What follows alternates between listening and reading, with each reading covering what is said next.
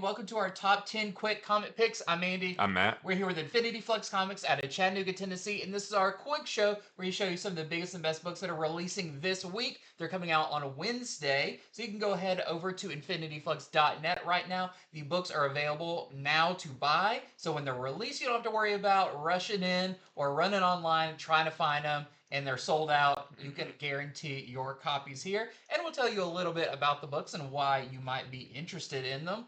But let's get started. Yeah, we're going to start with Ultimate Wolverine #2. And this one is so cool. Despite the fact that the Winter Soldier, which is Wolverine here, has completed several successful missions for them, Colossus, Omega Red, and Magic still feel like there's a chance that he could get corrupted or reprogrammed in some way. So, in order to prove his loyalty, they put him through a test run, basically, against 10 of their best soldiers. And that's really what the whole issue is these 10 soldiers hunting him through the frozen wasteland of this Eurasian Republic, but also him stalking them, and who comes out on top, you probably know, but still just a really cool issue of Ultimate Wolverine. First up for me, I've got Zatanna #1. So excited about this one. This is going to be a mini series. The art and the writing is done by Jamal Campbell, which is beautiful. If you remember the his first little run on Superman when it relaunched and everything, so good. And this one's really fun. It's very classic Zatanna. She's performing on stage. She's at this old theater. You meet some of her crew of her magic show. All of that. She's about to kick off a big tour, but it seems like there's quite a bit of magic within this theater, as well as some old spirits from magic days past and old timey movies and all that steal some of her crew members, and she's gonna have to jump through paintings and posters to try to get them back. Very classic Zatanna magic adventure, but that's just setting up a bigger story that is revealed at the end. Next up is Thunderbolts Doomstrike #1, and this is a pretty important, pretty significant tie-in Yeah. to the One It's World gonna be Under Doom. referenced. Yeah, I think there's a couple big things that happen in this that I think will be referenced in other books.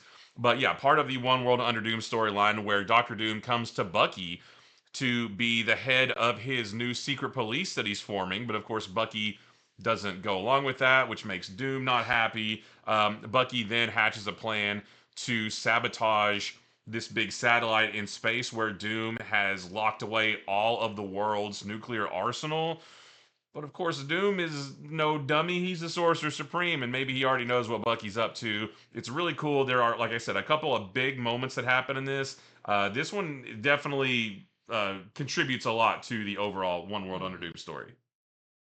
Next up for me, another #1. This is Weapon X-Men #1. This is really cool. This is very much like an X-Force type book, a classic X-Force book, and it's got a little tie-in with One World Under Doom.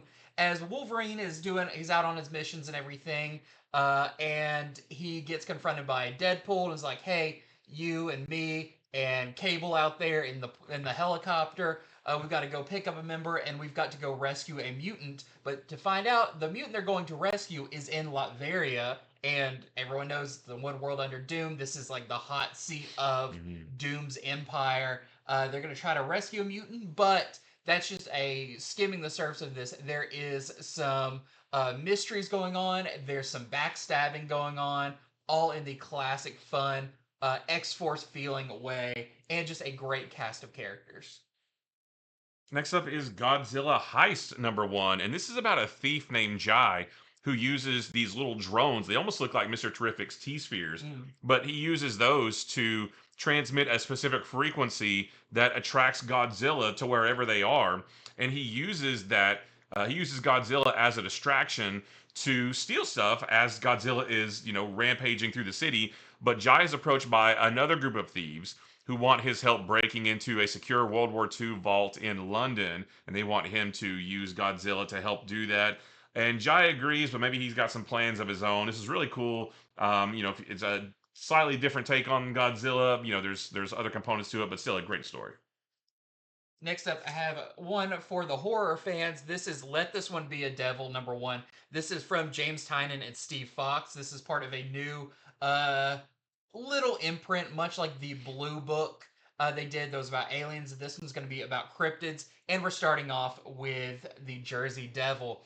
So in this, in 1909, we have a character who uh, goes out and accidentally runs into the Jersey Devil. Of course, no one believes him, so he's going to go do research and try to figure out what is this creature he saw. Meanwhile, there's a flashback to 1735 where we see the origin of the Jersey Devil, and I think the series is going to be kind of bouncing back and forth in time frames as we see the full story unfold. But if you like James Tynion, you like the cryptid, the horror, the twisted, you will definitely like this one.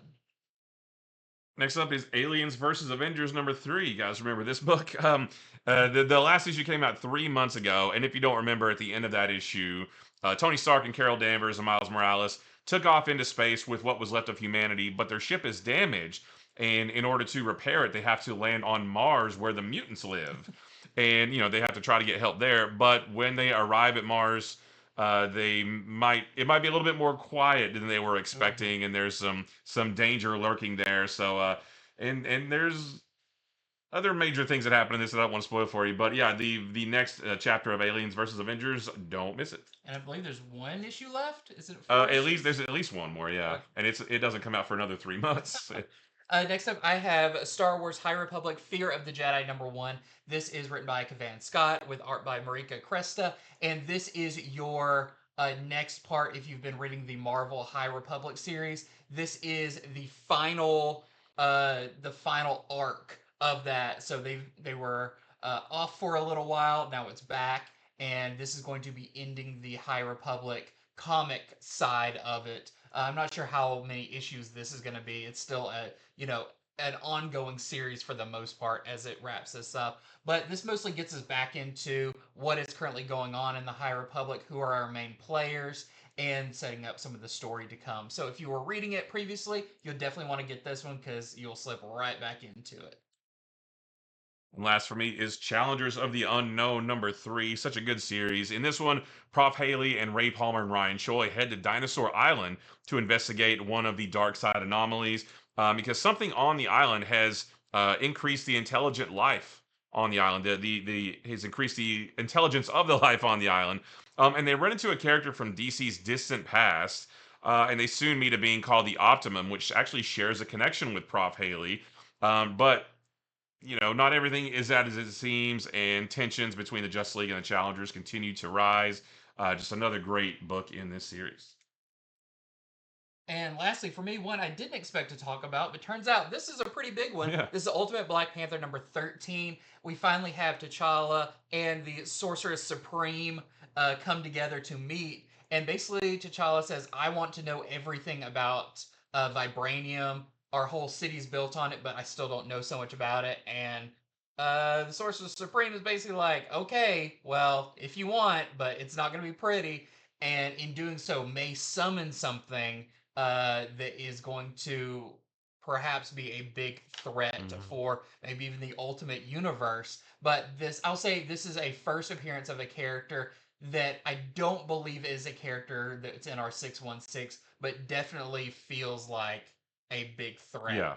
So you don't want to miss this one. First appearance and a really solid issue that definitely moves the story along.